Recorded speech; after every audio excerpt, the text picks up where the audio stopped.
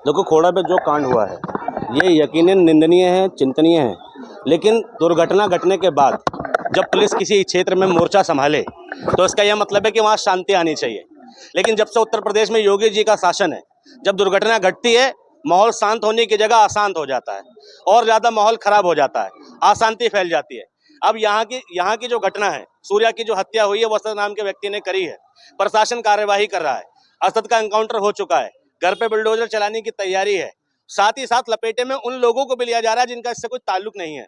अब यहाँ पर कार्यवाही के नाम पर मदरसे मस्जिदें सील की जा रही हैं।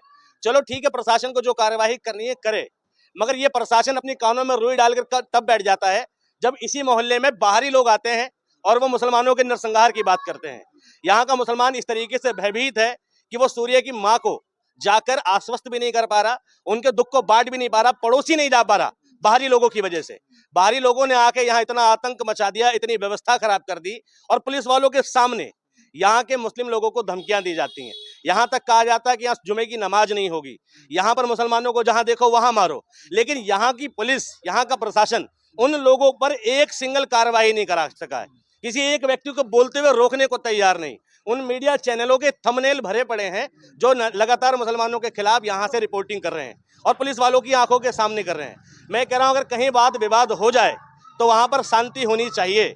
अगर इतनी पुलिस बल यहाँ लगी है, तुम सैकड़ों की तादाद में पुलिस बल यहाँ लगा है, तो इसका अर्थ ये था कि यहाँ से एक भी भड़काऊ भाषण नहीं निकलना चाहिए था। उसका अर्थ ये था कि यहाँ से दंगों की बात नहीं होनी चाहिए थी। उसका अर्थ ये था यहाँ से मतभेद की बात नहीं होनी चाहिए थी। लेकिन ये पुलिस बल लगाया इसलिए गया है कि एक तबके को दबाया जा सके और दूसरे तबके को खुली छूट दी जा सके। ये पुलिस बल सुरक्षा के लिए नहीं है, दंगा फैलाने वालों के लिए प्रोटेक्शन का काम कर रहा है, जो कि निंदनीय है, चिंतनीय है, दुर्भाग्यपूर्ण है। क्योंकि इन पुलिस वालों के सामने ही गाजियाबाद का स्टेट हीटर पिंकी चौधरी नाम का व्यक्ति यहाँ अपने वहां से ऑपरेट करता है और अपने डेलीगेट्स को लगातार भेज रहा है। उसकी टीम के लगातार लोग आ रहे हैं। डॉक्टर प्रकाश नाम का व्यक्ति कह रहा है कि यहाँ जिसे मुसलमान को देखो वहां मारो। लोग कह रहे हैं भाईचारा नहीं होना चाहिए। लोकतांत्रिक देश के अंदर ऐसी बात करना, ऐसी व्यवस्था खराब करने वाली बात करना और गाजियाबाद पुलिस का मूक दर्शक बनकर खड़े खड़े उनको देखना निंदनीय है, चिंतनीय है। तो जो अभी एक रैली निकली थी, आपने देखा होगा, शायद आपके सामने आई हो, सोशल मीडिया पे चल रही है और बहुत उसमें ऐसे भड़काऊ नारे लगाए जा रहे हैं, तो उसे कैसे देख रहे हैं आप?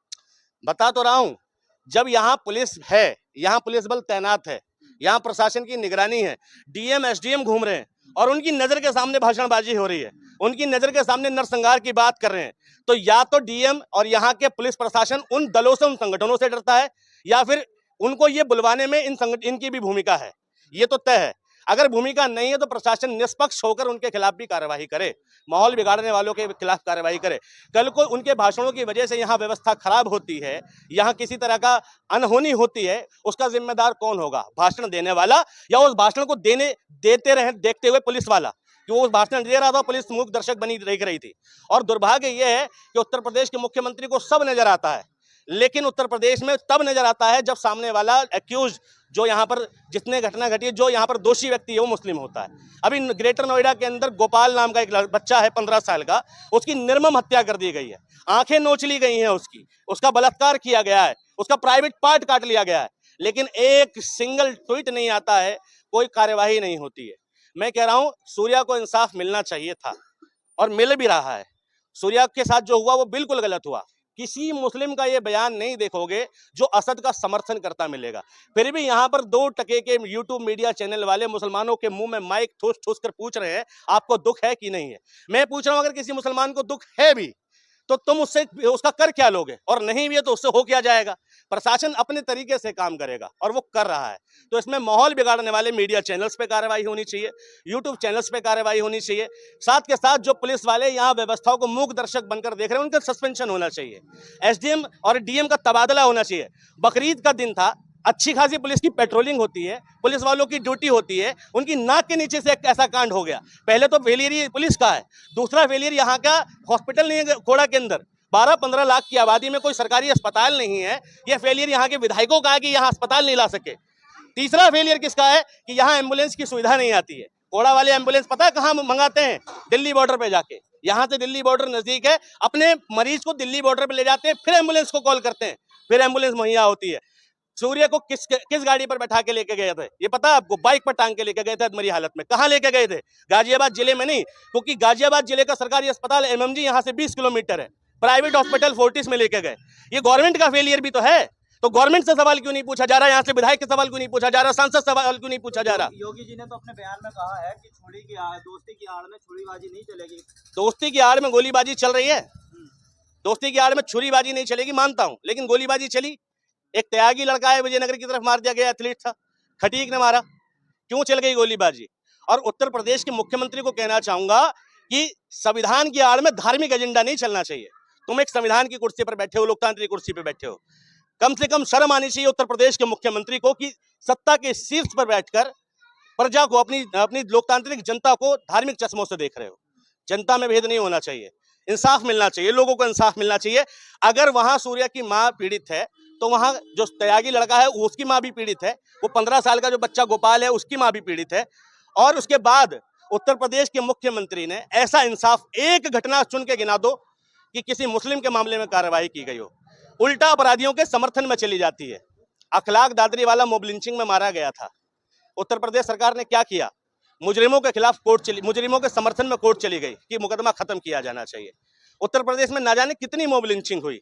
हाथरस की बेटी बिना अंतिम संस्कार के जला दी गई, पुलिस ने जलवाई। क्या कार्रवाई हुई? एक डीएम का भी तबादला हुआ। मुसलमान जो है वो दोस्ती के लिए नहीं है, बता रहे हैं हम लोग। नहीं, मुसलमान दोस्ती के लिए नहीं है, लेकिन वो लड़का खटीक वो दोस्ती के लिए था, जिसने अपने दोस्त को मार डाला, चिराग त्यागी को। बताओ, वो दोस्ती के लिए था। मतलब दोस्ती, उत्तर प्रदेश के मुख्यमंत्री सीधे सीधे तौर पे ये कहना चाहते हैं कि हिंदू मुस्लिम में यूनिटी कतई बर्दाश्त नहीं है। फिर वो दोस्ती की आड़ का मामला ले लें या किसी का मामला ले लें, यहाँ चुभन हिंदू मुस्लिम की एकता से हुई। आज सूर्या के मामले में उसका एक दोस्त है मोहसिन खान, मैंने उसकी आईडी देखी। मोहसिन खान ने लिख रखा मिस यू सूर्या भाई, बाकायदा उसके नाम के स्टेटस लगा रखे हैं। इतना दुख है उसको। तो दोस्ती की आड़ में वो भी तो दुख जता रहा है। और जिस तरह की व्यवस्था प्रशासन उत्तर प्रदेश की सरकार दे रही है, हर घर में एक सूर्या बैठा है, हर घर में एक असद बैठा है, क्योंकि यह आमतौर पर लोगों के असहमति का दौर है। आज हर एक व्यक्ति के बीच में धार्मिक मतभेद बढ़ा दिए गए हैं, राजनीतिक मतभेद बढ़ा दिए गए हैं, और ये सिर्फ बीजेपी पार्टी की आइडियोलॉजी की वजह से हुआ है। अगर तुम रूट कॉज जानोगे, जड़ जानोगे, तो इसकी जड़ में भी, सूर्या हत्याकांड की जड़ में भी धार्मिक संरक्षण वाले दल मिलेंगे और भारतीय जनता पार्टी से प्रोत्साहन मिलेगी। इसके अलावा कुछ नहीं मिलेगा। मैं ये पूछ रहा हूँ, पुलिस की थ्योरी पर डाउट है। पुलिस यहाँ पर, उसके दोस्तों ने कहा कि बकरा कैसे हलाल होता है, हम बताते हैं, चल दिखाते हैं। एक वीडियो दिखा दो जहां पर असद ये कहता हुआ पाया गया हो। एक सिंगल वीडियो नहीं है, ये सिर्फ अफवाह उड़ाई गई और हवा बनाई गई। पुलिस ने कहा बाइक का विवाद था। हत्या के टाइम पर असद के पास चाकू था, चाकू से गोद के मार रहा था, लेकिन पुलिस ने जब एनकाउंटर किया तो पुलिस ने कहा इसने हम पर फायरिंग करी। तो मैं ये पूछना चाहता हूं, जब असद के पास बंदूक थी तो सूर्या की हत्या के लिए चाकू का इस्तेमाल क्यों कर रहा था? वो बंदूक का इस्तेमाल कर सकता था। तो या तो पुलिस की थ्योरी गलत है या लोगों की बातें गलत है। इसमें सीबीआई जांच की मांग करता हूं मैं। इसमें जांच होनी चाहिए, इसलिए नहीं कि सूर्या को इंसाफ मिले, इसलिए ताकि सच लोगों के सामने आए। सूर्या को तो इंसाफ मिल चुका,